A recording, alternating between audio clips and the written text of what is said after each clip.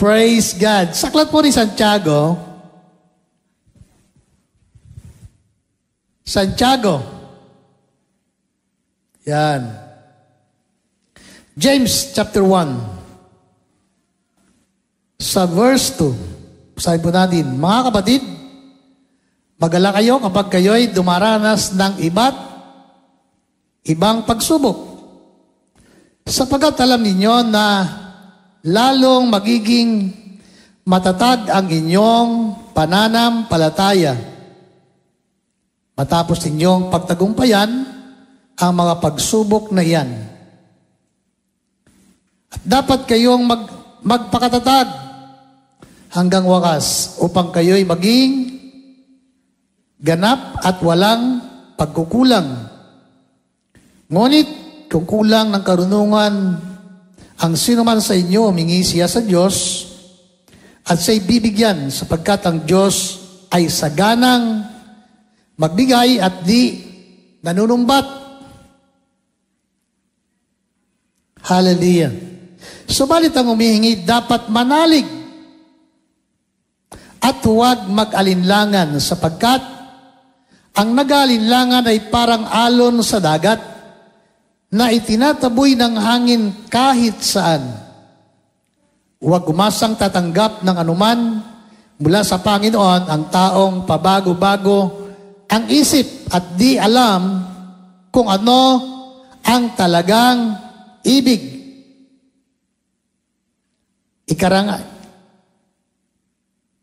Ikarangal ng dukhang kapatid ang pagkataas sa Kanya ng Diyos at ng mayamang kapatid ang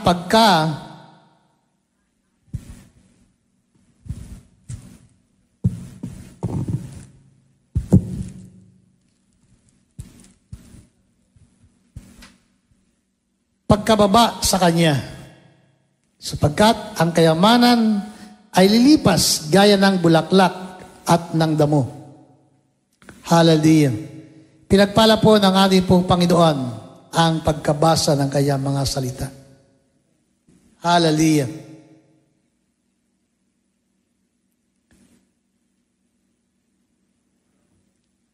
So, understanding God's purpose in every trials. Amen. Mahalaga po na ating maintindihan. Kasi nga, pag hindi natin maintindihan, magtatanong tayo kay Lord. Lord, bakit? Lord, bakit? Bakit mo hinayaan na mangyari sa amin ang ganito? Hallelujah. Alam niyo mga minamahal, every Sunday nakikita po tayo, pero hindi alam ng lahat o ng marami sa inyo na sa bawat araw ng aming buhay kami po ay nakikipagbaka. Siyempre may kanya-kanya tayong personal na buhay. Pero alam niyo mga minamahal, kaya nga si Pastora wala po dito.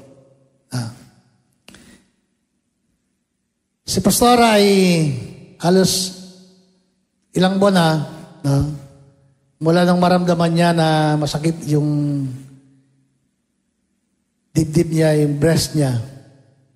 Noong nakaraan na mga 5 buwan, may nakapa siyang bukol, nawawala. So, inisip namin na siguro ay siyempre resulta ng nagkakaedad si Pastora, 50 si Pastora Kaya binibiro nga ako magmiminopause ka na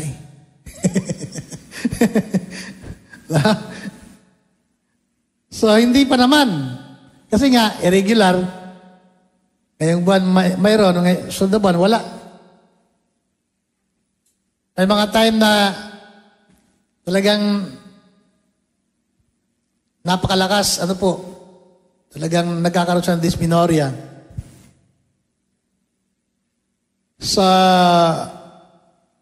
Alam niyo mga minamahal, may mga time na napansin ko sa pastora na minsan nakakunot yung noon niya, parang hindi lang niya masabi kung ano talaga yung nararamdaman niya. Kakoy, tara na, punta tayo, magpa-check up tayo. Kasundo kami ngayong Lunes, Sabado, punta tayo. Pagdating ng Sabado, ayaw naman niya. Kasi pagka may time na maganda rin pakiramdam niya.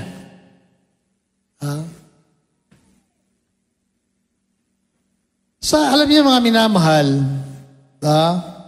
sari-sari. Kakoy sari-sari ang ating nararamdaman. Diba? Alam niyo namang lahat, o karamihan sa inyo, na halos yung mga nararamdaman namin ay magkaparihas. At lately lang ito, mata namin. Si Pastoral, lumabo ang mata.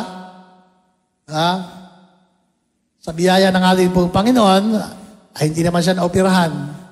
Bagamat, ang sabi ng doktor sa kanya ay kailangan ng corneal transplant. Papalitan ng cornea yung mata niya.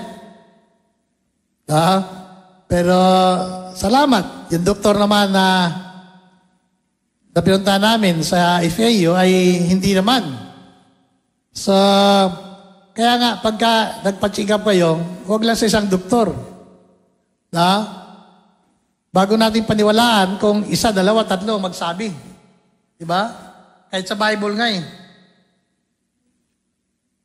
Isa, dalawa, tatlo na magsabi sa iyo, ay maniwala ka na. Amin ba? Kaya, dapat may mga option tayo. So, ngayon, hindi siya na-operahan sa mata. Luminaw ang mata niya, na dati, ako nag-akay-akay sa kanya, ako naman, naakay niya. Nakakatuwa eh.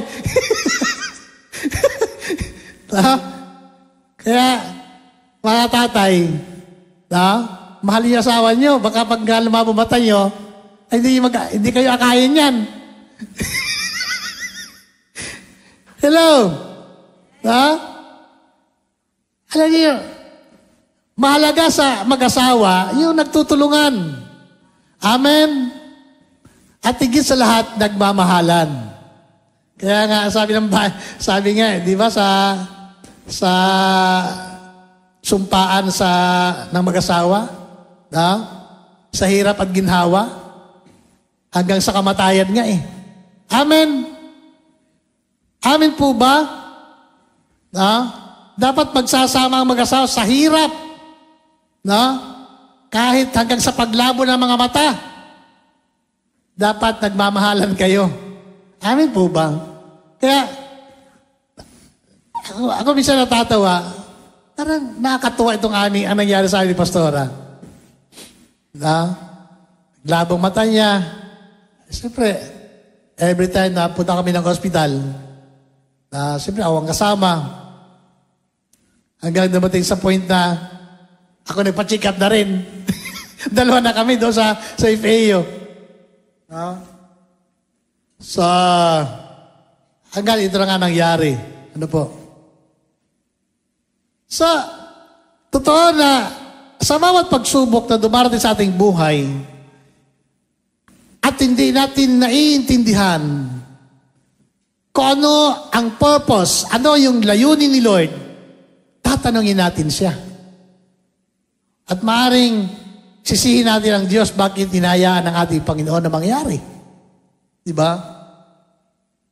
Pero, kapatid mga minamahal, dapat maunawaan natin sa bawat trial, sa bawat pagsubok na dumarating sa buhay natin, tandaan natin, laging may mabuting layunin ang ating Panginoon. Amen. Palapakan po natin ang ating pong Panginoon. Hallelujah. Bawat sa atin ay dadaan sa mahigpit na mga pagsubok sa buhay. Pastor, ayoko. Pwede ba yun? Ha? Pwede ba tayong mamili? Kapatid, mga minamahal. Ha? Hallelujah. Lahat tayo dadaan eh. Kung ikaw ay mananampalataya, kapatid, at kung ang pananampalataya mo sa Diyos ay totoo, dadaan ka ni Lord sa maraming pagsubok. Amen? Apoy nga eh. Bakit? Kasi nga, ang pananampalataya mo ay ginto. Totoo. Hindi gintubog lang. Amen? No? Totoo ang iyong pananampalataya kay Lord. Kung totoo ang pananampalataya mo, dadaan ka sa iba't ibang klase ng problema at pagsubok. Hallelujah. Diba? And, depende yan sa iyo eh. Ano yung magiging response mo? No? Sa panahon ng problema, sa panahon ng pagsubok. No? Kapatid, mga minamahal, isipin po natin na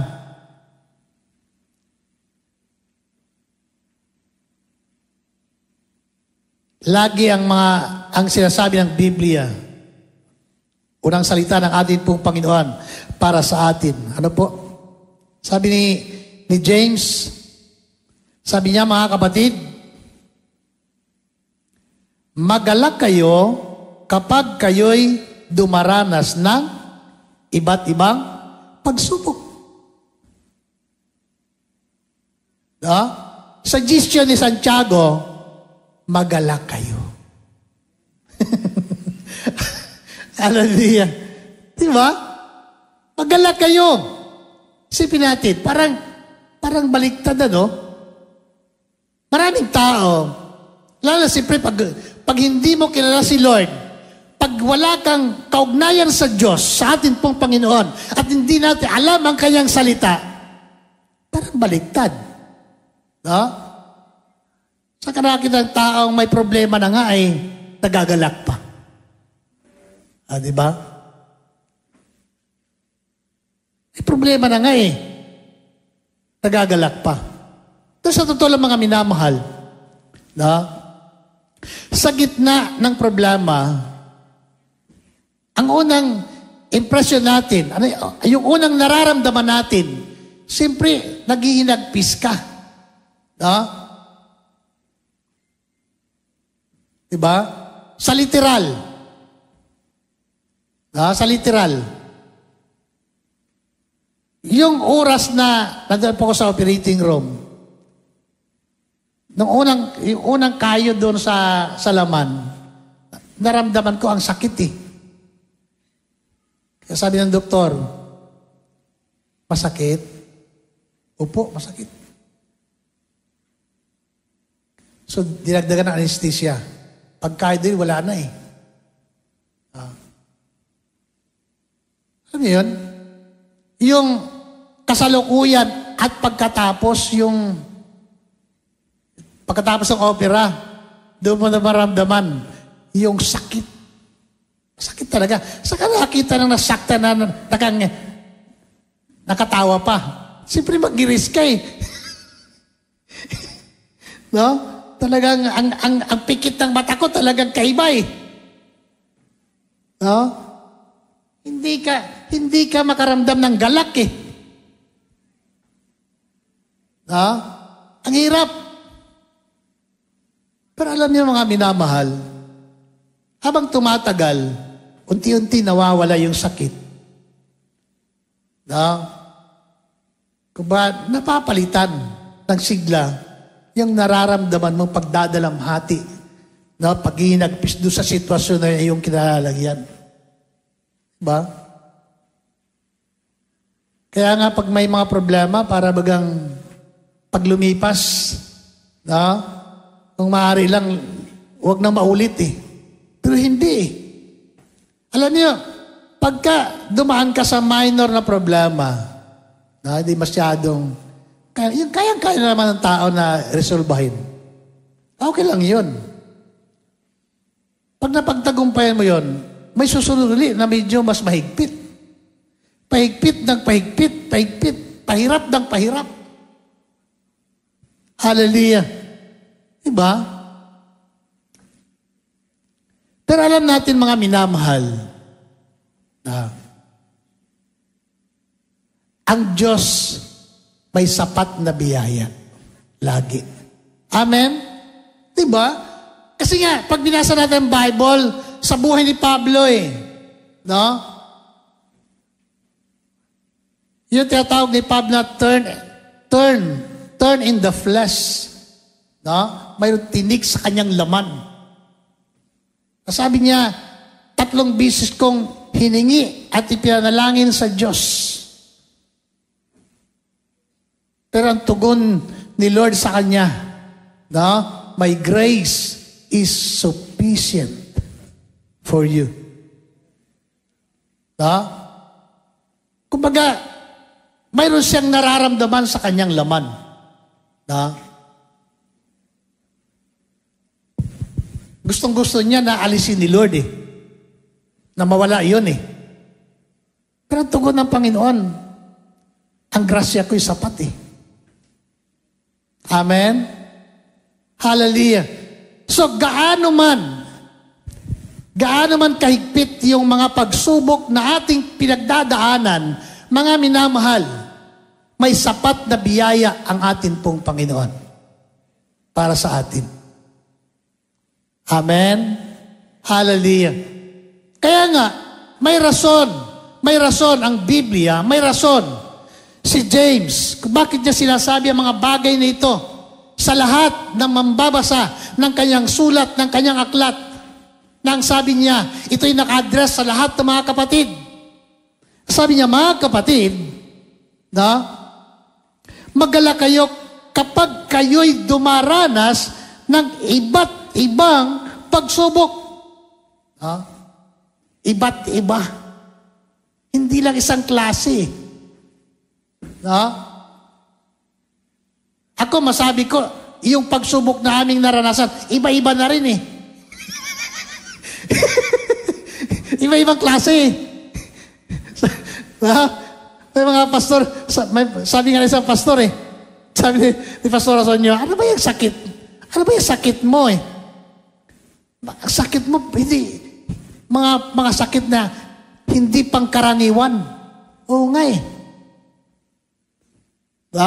Kaya minsan, pagka nagmensahe si Pastor Sonyo sa mga tao, sa mga pastor, pati yung mga experience namin, minimensahe niya. Yung mga sakit namin, minimensahe niya. Bakit? Saan ka nakakita ng sakit na magkaparihas sa mag-asawa? Goiter, nag-goiter si Pastora, lumipat sa akin.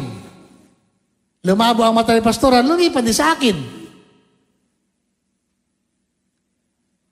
Hindi ko lang masabi kay Pastora, ang malas ko naman nag-asawa kita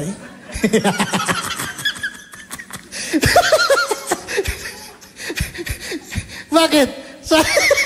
Totoo, si Pastor dito, ang anak ko, yung sabihin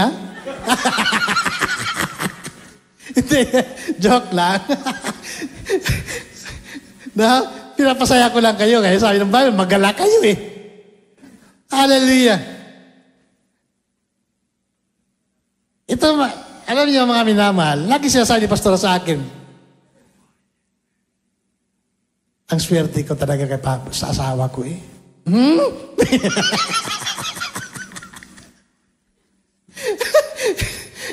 Alam niyo yan? Sa tagal namin nagsama ni Pastora, medyo nagkaedad na rin kami. 50 anyos na siya, ako 54 na. Sabi ni Pastora sa akin, napakaswerte ko talaga sa asawa ko. Napakaswerte ko talaga, may papa ako. Ako, siyempre ako naman. Yung reaction ko sa kanya, alam niyo yun? Masarap lang pakinggan, ano po, na pagka nagbibiruan kayo mag-asawa. Alam niyo, sa mag-asawa, kayo masyadong seryoso sa buhay. Magbiruan din kayo.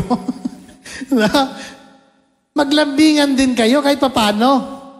Amen. Kahit matanda na kayo. No? Importante yan na mag-asawa, no, ay naglalambingan sa isa't isa. No?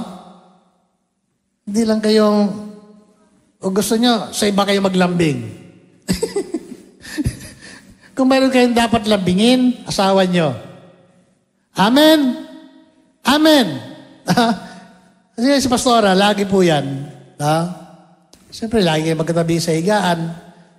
Alam nyo, importante mga minamahal para yung relationship na mag-asawa ay hindi masingitan ni Satanas. Amen? Kasi Satanas lagi nagbabantayan eh. Pag ang mag-asawa ay laging malayo ang damdamin, ay sisingit ang kaaway dyan. No? At yan ang gustong-gusto ng demonyo. Para sirain ang relationship ng pamilya na mag-asawa. Hallelujah. So, alam niyo mga minamahal,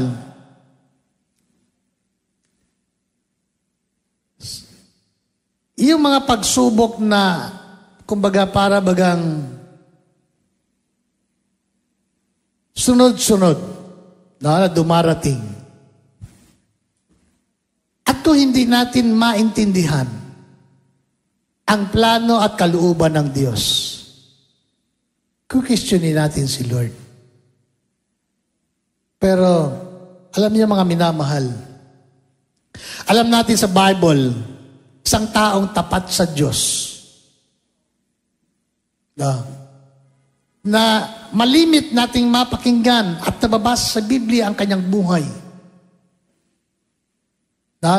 Dumaan sa napakahigpit na problema at pagsubok. Pero kailanman, hindi niya tinanong si Lord kung bakit. Amen? Diba? Laging ang bukang bibig niya, purihin ang Diyos. Diba? Pwede pala yun eh. Sa gitna ng mga pagsubok, kailangan mong purihin ang Panginoon. Amen. Kailangan mong pasalamatan pa rin ang Diyos. Hallelujah. Bakit? Pagsubok nga lang yan eh. Amen? No? Tanda po natin mga minamahal, ang salita na ginagamit, no? O ang term na ginagamit ay pagsubok, trials, testing. Sige nga. Di ba? Sige nga. Lumapit Satanas sa Diyos. Di ba? At humingi ng permiso. Sige nga. Sige. Di ba? Kaya nga may permiso ang Diyos lagi eh. No? Hallelujah.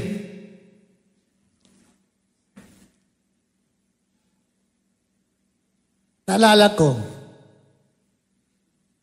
kaya sabi ng doktor sa akin doon sa study niyo, isa na nangyari sa mata niyo. Natamaan ba ho yan ng matigas na bagay?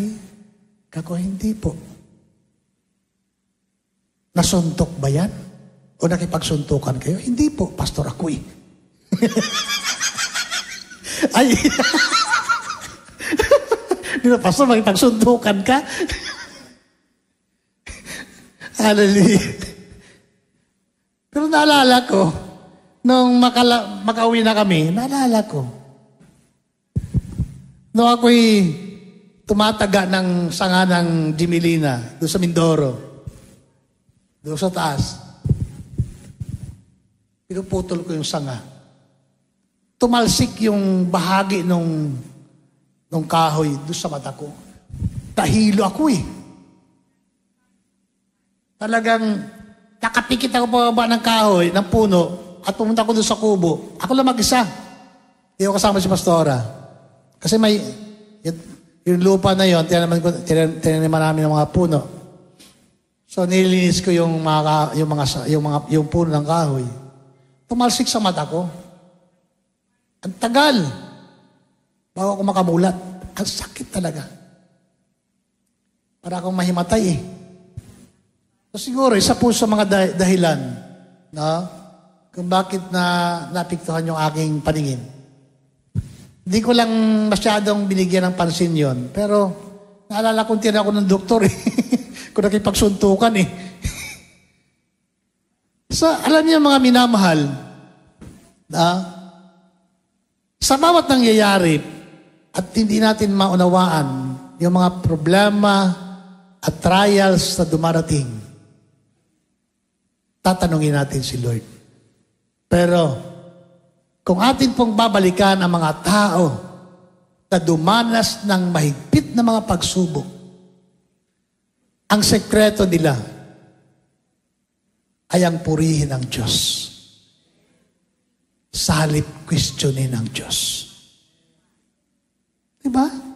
Sa halip nasisihin mo ang Panginoon eh. Hallelujah. Pasalamatan mo na lang ang Lord. Amen? Bakit? Mata lang yan eh. Bakit? Sa langit, kompleto ang mata dun eh. Amen po ba? Amen. Kasi nga, alam niyo, isa rin sa kung bakit kailangan na namin magpakatatag at magpakatibay. At isa sa mga, kumbaga, malaking contribution na para magpatuloy kami sa pagpapastor at paglilingkod. Yung karanasan namin sa pagpapastor nung kami sa Mindoro pa. At nakita namin, maging sa mga kapatid namin, na minsan dumaan sa mahigpit na pagsubok. Sabi ko sa inyo, namatay ang asawa niya, nasunog ang asawa niya at hanggang namatay, anak niyang bunso ay nasunog din. Pero buhay. Hindi pa nagtagal, namatay ang kapatid niya. Magkasunod lang, yung asawa, mismo yung kapatid niya, namatay dito sa Manila, sa ospital. Anak niya, inilibing yung asawa, anak niya, dito sa Manila, hindi niya madalaw. Pero nakita po namin, at hanggang ngayon, matapat na naglilingkod sa Diyos. Kako, Lord, salamat. Bakit? May mga kapatid na buhay na patutuo, gaano nagpakatatag sa gitna ng mahigpit na pagsubok. Namatay asawa niya, pinalitan ni Lord. Nagkasawa uli. Hallelujah. Kaya nga, may mga pagkakataon na kami napunta ng Mindoro, hindi pwede na hindi kayo bumisita sa kanila. May mga time na tiyatawagan namin, kinakamusta. Nakakatuwa. Bakit? Sapagkat kahit na sila ay sa tagal na paglilingkod sa Panginoon, sa dami ng karanasan sa paglilingkod sa Diyos, sa daming problemang napagtagumpayan, matapat pa rin at nagpapatuloy sa paglilingkod sa Diyos. Nawala kami doon, nandito kami sa Manila. Pero, alam niyo, para bagang, sabi ko nga, para akong nakatagpo ng tatay sa Mindoro.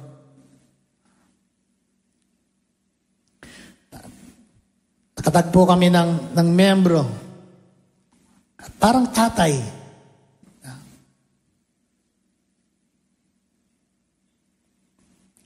Na, kumbaga, malaki ang bahagi sa aming buhay bilang pastor.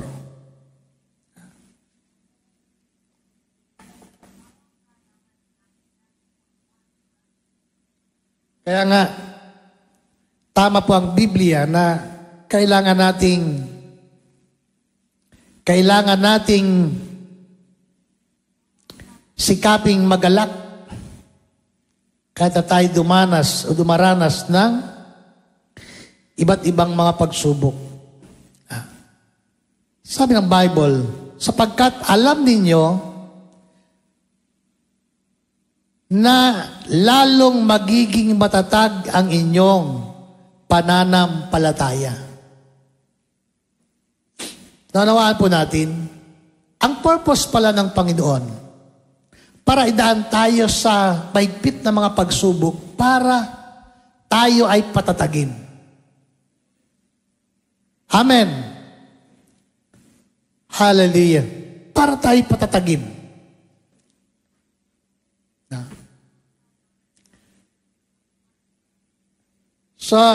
Siyempre sa bahay, sa amin,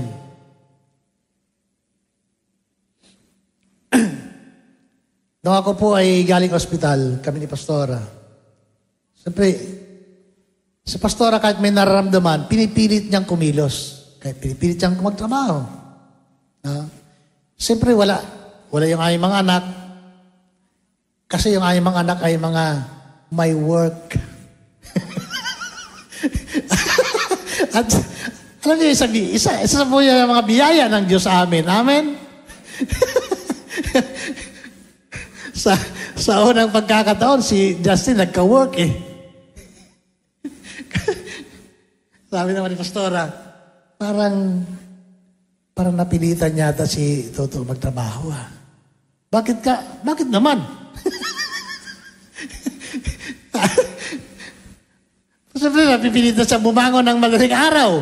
No? Papasok sa trabaho. Wow, praise God. Bakit? Hindi may work yung mga anak namin. No? Kaya, dalawa lang kami Pastora sa bahay. So, pinipilit niyang magtrabaho, magluto, magtinda. Magluto, magtinda, mag-asikaso sa bahay. Dalawa lang kami. Itong bandang, nung mga pangalawang araw na Martes, Miyerkules, parang sobrang pagod ko eh. Bakit? Bakit ka kasi kilos ang kilos? Dalawa lang tayo sa bahay. Alam niyo, mahirap kung lahat kayo sa bahay. Mas mahirap din kung dalawa lang kayo sa bahay. Walang pupuntahan, no? Mahirap kung lahat kayo sa bahay, wala kayong income. Mahirap din pala kung dalawa lang kayo sa bahay. Bakit? Wala. Obligado kayong kumilos. Magtrabaho. O, di ba? Hallelujah. Sabi Pastora, pagod na ako eh. Ako yung sinasabi ko sa iyo eh. Bakit ba? Ako naman ayaw pakilusin. Kasi maraming bawal. Bawal magbuhat. Marinig lang niya may kumakalan sa kusina. Nagano ka naman dyan? Bakit ako binabantayan mo lagi?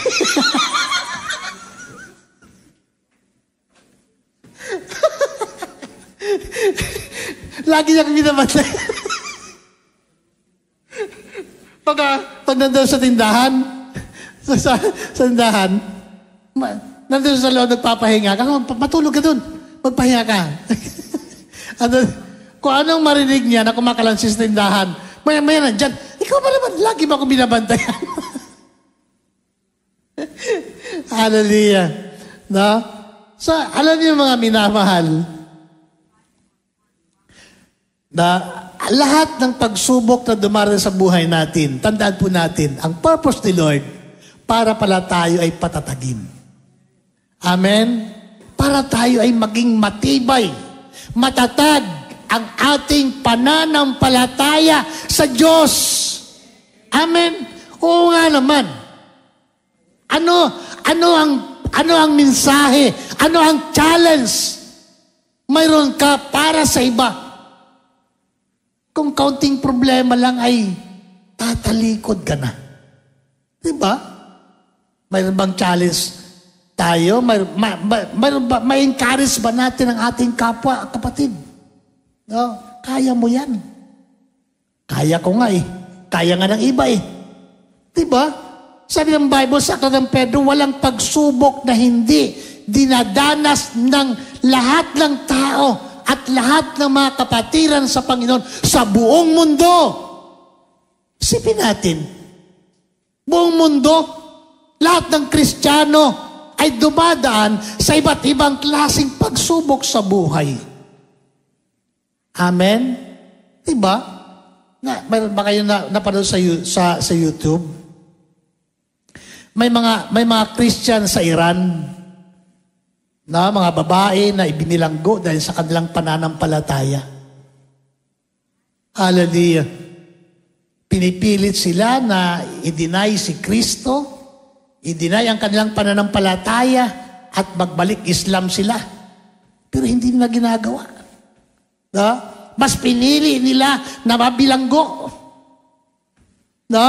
Mas pinili nila na mahirapan, maranasan ang kahirapan sa loob ng bilangguan at panggigipit ng gobyerno nila kaysa talikuran ang kanilang pananampalataya sa Diyos. Kapatid, mga minamahal. So, kung ang dumarating sa atin ay karamdaman lang, karamdaman nga lang yan eh. No? Mga problema lang yan eh. Tatalikod ba tayo kay Lord? Hallelujah. Tandaan po natin mga minamahal, hanggat hindi tayo dumadaan sa apoy para subukin gaano ka-genuine ang iyong pananampalataya, hindi tayo magiging ganap sa harapan ng ating pong Panginoon. Diba? Tignan po natin mga minamahal. Balikan natin ang kwento kina Shadrach, kay Meshach at kay Abednego. Kay Daniel, sa Biblia. Hallelujah. Sila yung mga tao. Sila yung mga anak ng Diyos, mga Hebreo, na nakitaan natin ang totoong pananampalataya sa atin pong Panginoon na dumaan sa napakahigpit na pagsubok. Hallelujah. So isipin po natin mga minamahal, no? Ang sino mang tao na makarinig ng hudyat, ng tambuli at lahat ng instrumento, no? Hudyat na ang mga tao at pag narinig ito, kailangan nilang lumuhod at sumamba sa ribolto. At ang sino mang hindi ay ihahagis sa pugon na naglalagablab. Pinainit ng 7 beses. Hallelujah. Ito na, dumating na ang hudyat. At lahat ng nasasakupan ni Nabucodonosor ay lumuhod sa ribolto na kanyang ipinagawa. Maliban kina Shadrach at Meshach at Abednego. Hallelujah. Kapatid, mga minamahal, bakit? Sapagkat ang kanilang pananampalataya sa Diyos ay totoo. Amen? Diba? Paano? Anong sabi ni Shadrach? Kahit hindi kami iligtas ng aming Diyos, hallelujah, sa inyong kamay o sa pugon na inyong ipinagawa, hindi pa rin kami sasamba sa riboltong ipinagawa nyo. Diba? Ibig sabihin, handa silang mamatay. Alang-alang sa kanilang pananampalataya. Dapat ganoon din po tayo. Amen? Amen. Kaya nga, kung ikaw at ako ay dumadaan sa iba't ibang testing ng buhay, trials ng buhay, kapatid, ang sabi ng Biblia, una, magalak ka. Amen? Magalak ka sapagkat ang layunin ng Panginoon, ikaw ay magiging matatag. Pagkatapos na iyong mapagtagumpayan, lahat ng pagsubok yan, magiging matatag ang buhay mo. Diba napakasarap nun? At napaganda na nalarawan na isang buhay, mga minamahal, ng bawat Kristiyano ay dumadaan sa mga problema. Diba? Kahit may problema ka, dapat sikapin mo. Sikapin mo na may kagalakan sa puso mo. Amen? It ma-develop sa buhay natin ang kagalakan galing sa Diyos. Galing sa atin pong Panginoon. Hallelujah. Diba? Purihin po ang atin pong Panginoon. Ano po? Sabi diyan, sapagkat alam ninyo na lalong magiging matatag ang inyong pananampalataya matapos ninyong pagtagumpayan ang mga pagsubok na iyan at dapat kayong magpakatatag. Hallelujah. Dapat kayong magpakatatag hanggang wakas.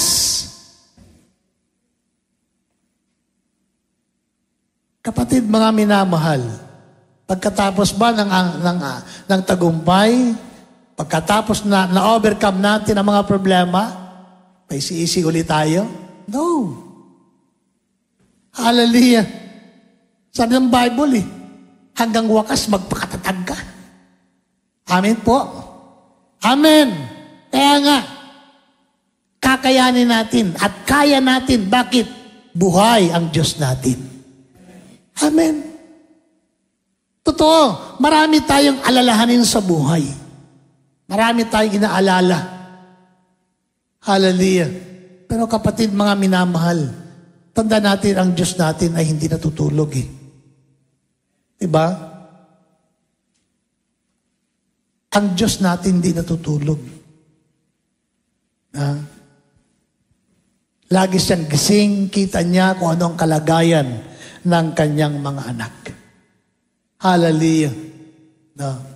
Kailangan natin na magpakatibay at magpakatatag sa Panginoon. Hallelujah. Salamat sapagkat ang Diyos ay laging mayroong magandang layunin. Bakit niya hinayaan na tayo ay dumaan sa iba't ibang mga pagsubok? Hallelujah. Palapakan po natin ang ating pong Panginoon.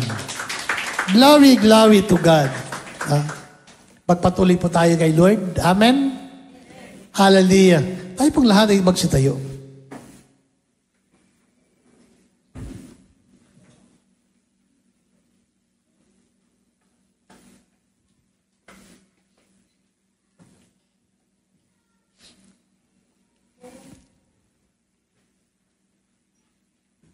Atin pong pasalamatan ng atin pong Panginoon. Hallelujah. At patuloy nating i-enjoy ang kabutihan ng Diyos. Amen? Awitan natin ang ating pong Panginoon, the goodness of God. Hallelujah.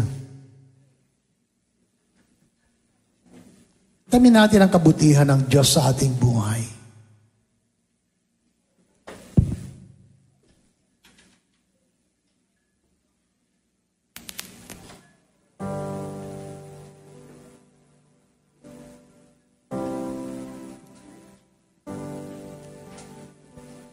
I love you, Lord, for your mercy never fails me. All my days I've been held in your hands. From the moment that I wake up until I lay my head, oh, I will sing of the goodness of God. All my life you have been faithful. Hallelujah. And all my life you have been so good. With every breath that I am able, I will sing of the goodness of God. Hallelujah. Love your voice. You have led me through the a fire in darkest night. You are close like no other. I've known you as a father. I know you as a friend, and I have lived in the goodness of God. Yes, Jesus, hallelujah. All my life you have been faithful, and all my life you have been so good. With every breath that I am able, oh, I will sing of the goodness of God. Your goodness is running after me. Oh, your goodness is running after me. When my life lays down, I surrender now. I give you everything. Your goodness is running after me.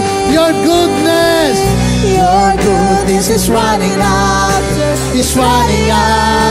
me. Your goodness is running after me. When my life lays down, I surrender now. I give you everything. Your goodness is running after me. All my life you Hallelujah. have been faithful. Amen. And all my life you have been so good. With every breath that I am able, oh, I will sing of the goodness of God. Oh, I will sing of the goodness of God. Oh, I will sing of the goodness of God.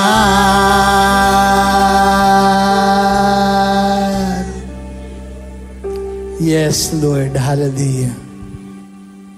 Glory, glory to God. Hallelujah, Jesus. Pasalamatan po natin ang ating pong Panginoon.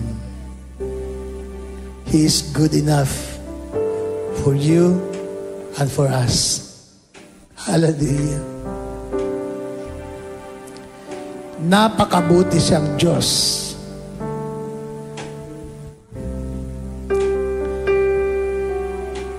Napakabuti siyang Panginoon, tagapagligtas ng ating buhay. Kapatid, mahalaga na lagi nating nararamdaman sa ating buhay gaano kabuti ang ating pong Panginoon. Hallelujah.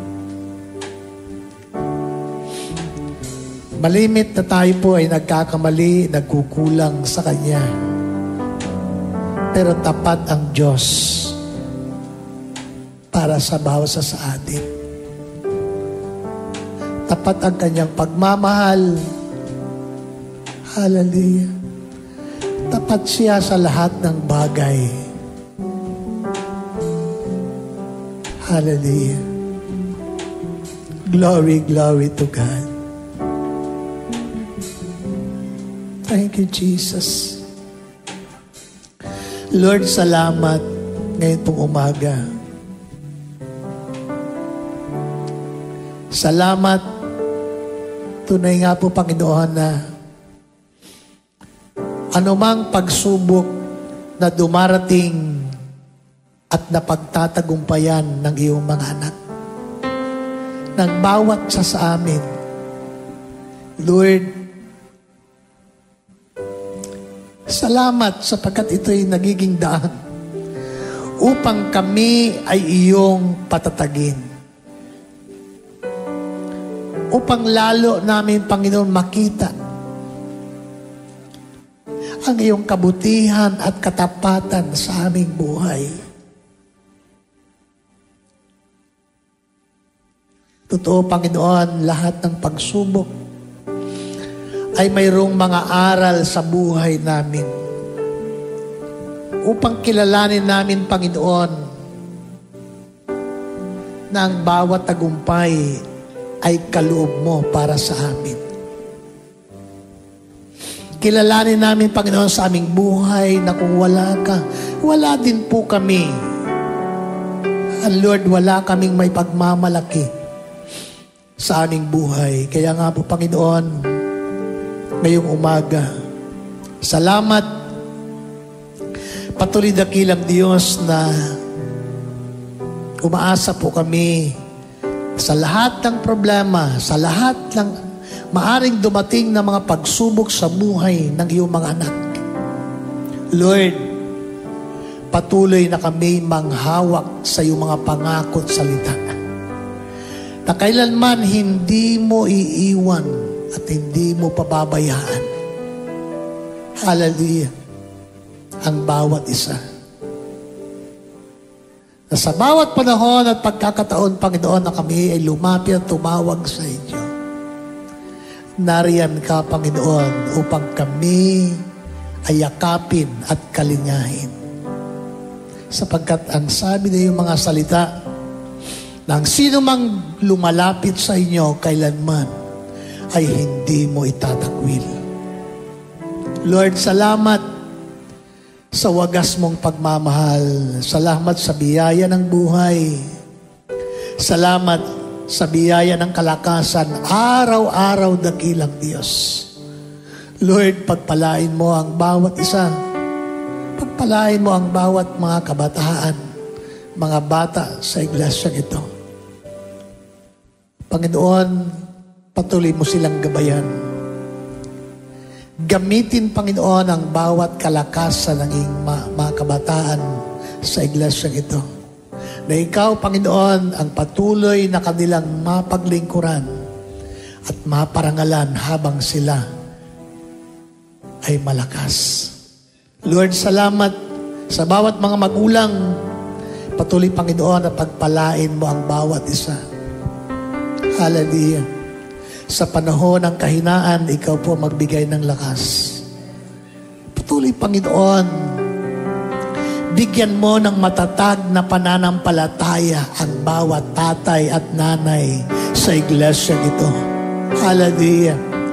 In the name of Jesus Christ, lukuban mo, Panginoon, ang iyong kapangyarihan, ang iyong mga anak. At gamitin ang bawat isa dakilang Diyos na maging inspirasyon sa iba, sa sariling pamilya, sa mga anak dakilang Diyos. At salamat, Panginoon, ngayon pong umaga. Ingatan mo kami, ingatan mo ang iyong mga anak na uwi sa kanilang mga tahanan. Pagpalain mo ang bawat hawakan ng kanilang mga kamay. Ayon sa iyong pangako kay Abraham, ay pangako mo rin sa iyong mga anak sa iglesia ito. Sa iyo ang kapurihatan, karangalan sa pangalan ng Jesus na iyong Panginoon. Amen and amen. Magandang tanghali po.